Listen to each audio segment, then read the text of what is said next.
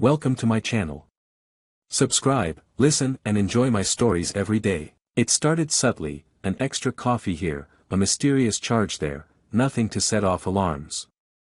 But then the amounts grew, leaping from double digits to triple. That's when my gut churned with suspicion. Sam, my wife of 10 years, had begun acting distant, her phone a constant companion that buzzed more insistently than before. "Why is there a charge for a hotel in Chicago last weekend?" I asked casually one evening, trying to keep the tremor out of my voice. Sam stiffened, her eyes darting away before meeting mine with a forced smile. "Oh, that? Just a work conference, Tom. I thought I mentioned it." Her voice was too high, a clear giveaway she was lying. "A conference? Why wasn't it expensed?" I pressed, feeling the foundation of our marriage crumble with each hesitant word she uttered. She paused, a bead of sweat trailing down her temple. "It's complicated. I'll sort it out with the finance team." I wanted to believe her, God, I did. But the lies piled up like the bank statements I started secretly collecting. Each one a testament to the betrayal that was hollowing out our life together. She'd become a stranger, and our home, a stage for her deception. One night, fueled by a mix of anger and desperation, I logged into our shared cloud account, intending to find a booking confirmation, anything that could offer an innocent explanation. Instead, I found pictures of Sam, radiant but not for me. In those pictures, she was laughing in a way she hadn't with me for years, her arm linked with a man I had never seen before. My heart didn't just break, it shattered. I confronted her the next day, pictures in hand. Her face went pale, her usual composure slipping as the evidence laid bare her secrets. "Tom, I can explain," she started, but I wasn't interested in her excuses anymore. "Save it, Sam. Just tell me how long." Her silence was the only answer I needed. The following weeks were a blur of lawyers, shouting matches, and tears. I channeled my hurt into action. No longer the man she cheated on, I became an avenger for my own broken heart. I exposed her affair to our friends, her family, and her colleagues. The fallout was nuclear, her reputation in ruins. The divorce was swift, the result of her unwillingness to drag out what she had so carelessly tossed aside. When it was all said and done, I left, a new city, a new life, with no traces of Sam left but the echo of betrayal. As I stir my morning coffee, the sharp tang of betrayal still flavors every sip.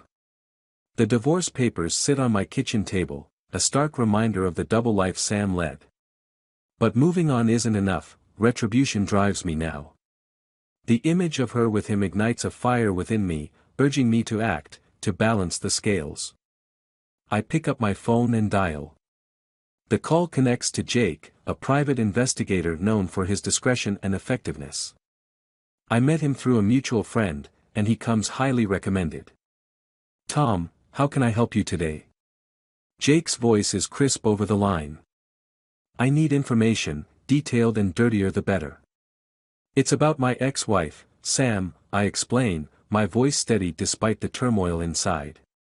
"You got it. What are we looking at? Financials? Personal relations?" Jake's questions are clinical, professional. "Everything. Especially anything that can help me legally and financially. She drained our accounts for that guy. I want to know if there's more she hid during the divorce." "Understood. I'll dig deep. Expect a report by the end of the week," he assures before we hang up. Days drag by, and my anticipation builds with each passing hour. Finally, Jake's number flashes on my screen. "Tom, you better sit down for this," Jake starts without preamble, and my pulse races. "Sam's been funneling money into an offshore account for months, even before you found out about the affair. Looks like she planned to bail long before you caught on."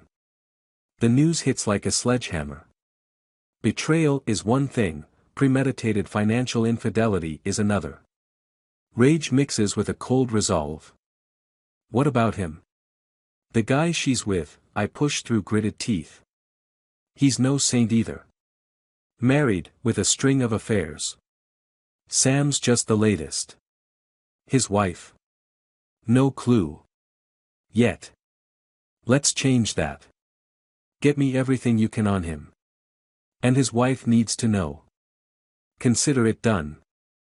Armed with this new information, I craft my next steps carefully. I take a trip to the bank, meeting with the manager under the guise of routine account review. With subtle hints and careful questioning, I gather more proof of Sam's financial treachery. That evening, I draft an email to Sam's lover's wife, attaching every shred of proof Jake provided. My hands tremble as I hover over the send button, not from fear, but from the adrenaline of impending justice. I press it firmly. The email zooms into the digital ether, an arrow aimed straight at the heart of their illicit affair. Minutes later, my phone rings. It's an unknown number. Hello? Is this Tom? The woman's voice is shaky, laced with a cocktail of shock and fury. Yes, it is. May I ask who's calling? This is Erica, his wife. I just got your email. How long has this been going on? We need to meet. There's more to discuss. Can you meet tomorrow? Absolutely. Where? Central Park, by the fountain. Noon. I'll be there, she responds, her tone now steel. This is the turning point, the moment my revenge begins to shift the ground beneath them. The crisp autumn air bites at my cheeks as I approach the designated meeting spot. Central Park is bustling, the vibrant colors of fall painting a deceptive picture of tranquility. I spot Erica by the fountain, her posture rigid, her eyes scanning the crowd until they land on me. Recognition flickers, and she waves me over, her movements sharp, fueled by the turmoil I recognize all too well. Tom, she asks as I approach, extending a cautious hand. Yes, Erica. Thank you for meeting me, I say, shaking her hand. Her grip is firm, betraying her resolve. Let's cut to the chase. How did you find all this out? Her voice is low, tinged with the bitterness of betrayal. I had suspicions, hired a private investigator. He uncovered more than I bargained for, I reply, watching her face for any signs of faltering. And you think Sam and my husband are planning to leave us, with our money? She probes, her eyes narrowing. Exactly. They've been plotting this for months. It's not just an affair, it's a full-blown conspiracy against us, I explain, pulling out my phone to show her the bank statements and transfer receipts. Erica studies them intently, her jaw tightening with each swipe. We need to stop them. I won't let them get away with this, she states resolutely. I thought you might feel that way. That's why I wanted to meet. We're stronger together against them. What's your plan? Her question is direct, expectant. We strike where it hurts. We freeze the accounts, expose their affair publicly, and hit them with a lawsuit for the financial fraud. I lay out the strategy, feeling a dark satisfaction at the thought of their downfall. Erica nods, her eyes alight with a vengeful fire. I'm in. I can talk to my lawyer first thing tomorrow. We can coordinate our legal actions to maximize the impact. Good. I'll do the same. We should also consider a joint press release to the media. If we control the narrative, we control the fallout, I suggest, knowing well the power of public opinion. We'll ruin them, she agrees, a fierce determination setting her features. We meet here again next week. We can finalize the details and set everything in motion, I propose, feeling the alliance solidifying. Next week, same time, she confirms, her hand extended once more. This time, our handshake seals our pact. As we part ways, the reality of our conspiracy settles in. It's not just about revenge anymore, it's about justice, about reclaiming our lives from the deceit that entangled them. As I walk away, the weight of the forthcoming battle feels lighter, shared now with someone equally wronged. The plot against Sam and her lover thickens, each step forward intertwining our fates further. But as the sun sets over the park, casting long shadows on the ground, I feel ready. The week drags on with the slow crawl of impending doom, each day thick with anticipation. Erica and I have orchestrated every move down to the last detail. Our lawyers are synchronized, the media is tipped off, and the banks are on alert. Today is the day everything culminates, the day we reclaim our dignity. I arrive early at the park, the morning mist still clinging to the grass. Erica is already there, her face set in a grim mask of determination.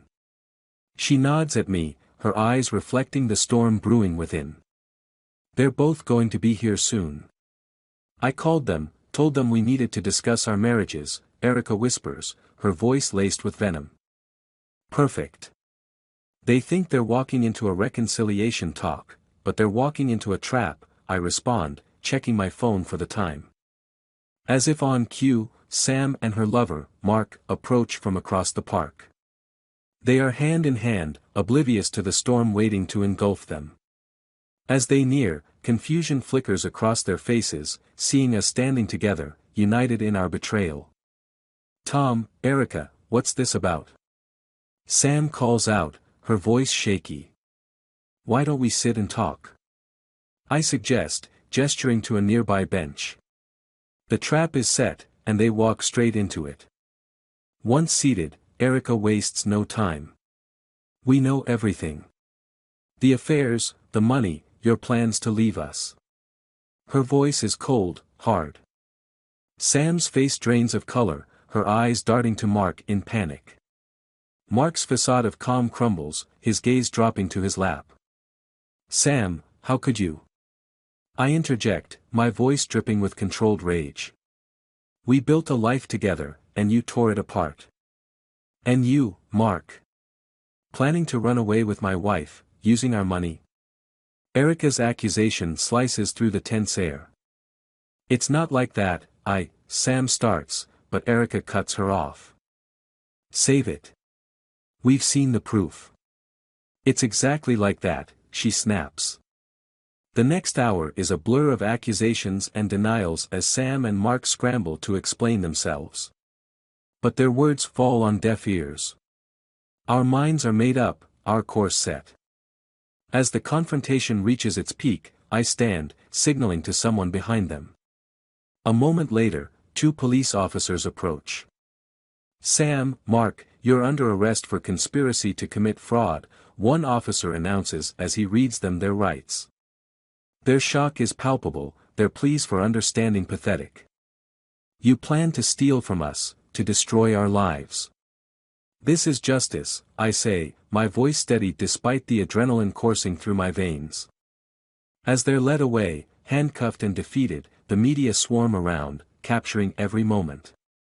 Our story is out, and their reputations are forever tarnished. Erica and I watch in silence, the weight of our actions settling around us. As the crowd disperses and the officers drive away, a profound sense of finality washes over me. We did it, Erica says, her voice a mix of relief and sorrow. Yes, we did, I reply, feeling the bitter victory coursing through me.